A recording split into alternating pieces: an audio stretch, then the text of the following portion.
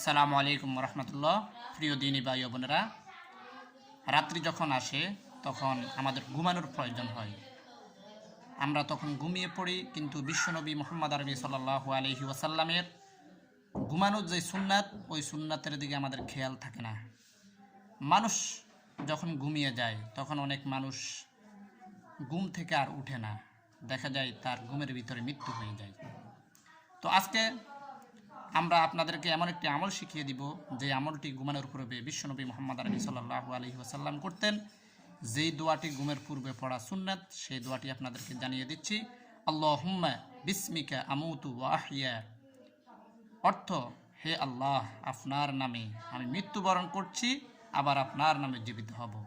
এখানে আমরা ঘুমাইতেছি আবার জাগ্রত হবে সেই কথাই বলি না, কারণ ঘুমের ভিতরেও অনেকের মৃত্যু ঘটে যায়। তাই আমরা সবাই এই দোয়ার আমল করবো ইনশাআল্লাহ।